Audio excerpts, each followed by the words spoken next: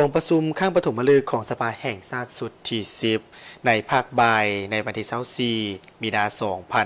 2026สมาชิกสภาแห่งชาติได้สุ่มใส่ในการพิจารณา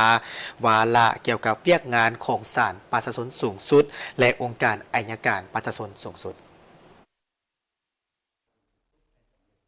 บรรดาสมาชิกสภาแห่งชาติรับฟังการรายงานแผนการเคลื่อนไหวเวียกงาน5 ปี 2026-2030 ของศาลประชาชนสูงสุดจากทานไพวีศรีบริภาประธานศาลประชาชนสูงสุดว่าผ่านมาศาลประชาชนในนามองค์การตุลาการได้ตั้งหน้าเคลื่อนไหวปฏิบัติหน้าที่ภาระบทบาทตนตามที่รัฐธรรมนูญและกฎหมายกำหนดโดยมีผลสำเร็จในหลายๆด้านเป็นต้นกลไกแบบแผนการดำเนินคดีได้รับการปรับปรุงเฮ็ดให้การพิจารณาตัดสินพิพากษาคดีมีความว่องไวครบถ้วนรอบคอบและภาวะวิสัยผู้พิพากษาและพนักงานของศาลประชาชนได้รับการยกระดับทางด้านคุณธาตุการเมืองคุณสมบัติศีลธรรมปฏิบัติจรรยาบรรณจรรยธรรมและวิชาเฉพาะวิชาการอย่างเป็นมืออาชีพ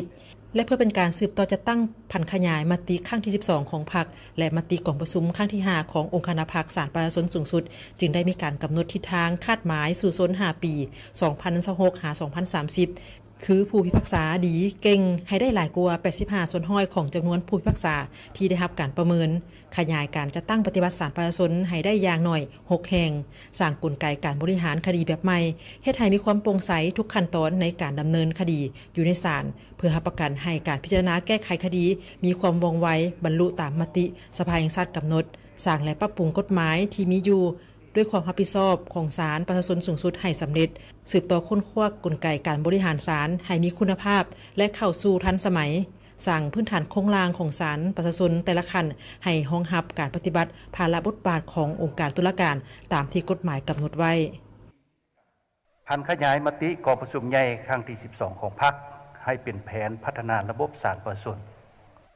ยกสูงคุณภาพการดำเนินคดี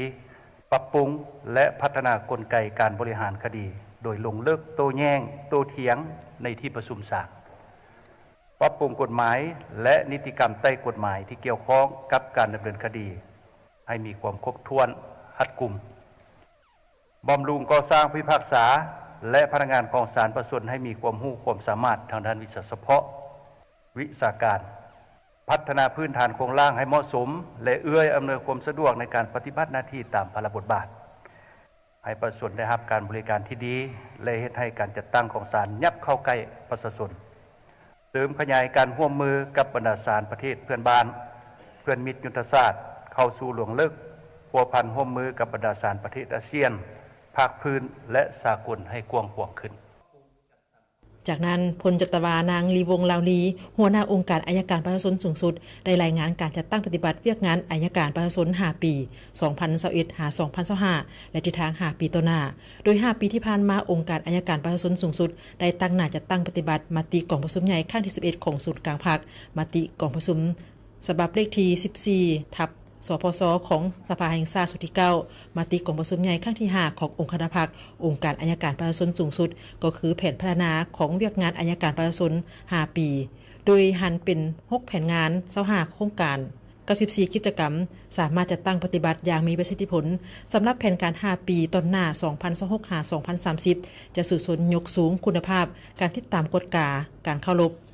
การปฏิบัติกฎหมายและสั่งฟ้องผู้ถูกหาขึ้นศาลให้บรรลุ95ส่วนห้อยขึ้นไปของการค้นคว้าแก้ไขคดีและให้บรรลุ95ส่วนห้อยที่ศาลตัดสินเอาตามคำแถลงการของอัยการปรับปรุงกลจักการจัดตั้งขององค์การอัยการประชาชนสูงสุดและองค์การอัยการทหารต่างๆให้เข้มแข็งนักแน่นสามารถปฏิบัติภาระบทบาทสิทธิและหน้าที่ให้มีประสิทธิภาพที่สูงขึ้นทันแถวพนักงานอัยการประชาชนและอัยการทหารทุกระดับให้ได้รับการพัฒนาทั้งด้านจำนวนและคุณภาพค้นคว้าปรับปรุงกฎหมายและนิติกรรมใต้กฎหมายในขอบเขตความรับผิดชอบของตนให้สามารถตอบสนองความเรียกร้องต้องการของหน้าที่การเมืองในระยะใหม่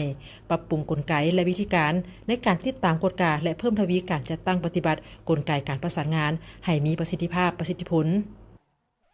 ใน5 ปีต่อหน้าองค์การอัยการประชาชนแต่ละขั้นต้องสุ่มใส่ปฏิบัติ6แผนงาน27โครงการและ104กิจกรรมซึ่งมีรายละเอียดดังนี้แผนงานที่1แผนพัฒนาบุคลากรซึ่งประกอบมี4โครงการ13กิจกรรมโดยสุ่มใส่ศึกษาพรมการเมืองแนวคิด พนักงานรัฐกรทั่วระบบองค์การอัยการประชาชนและองค์การอัยการทหารให้มีคุณธาตุการเมืองที่นักแน่นมีคุณสมบัติศีลธรรมปฏิบัติมีจรรยาบรรณจริยธรรมซื่อสัตย์บริสุทธิ์ยกระดับความรู้ความสามารถทางด้านวิชาเฉพาะภาษาต่างประเทศเทคนิคและเทคโนโลยีอย่างเป็นระบบต่อเนื่องและรับประกันคุณภาพจัดการฝึกอบรมหลักสูตรอัยการให้ได้4ครั้งพร้อมนั้นก็จะสุมใส่นโยบายและยกระดับชีวิตการเป็นอยู่ของพนักงานรัฐกร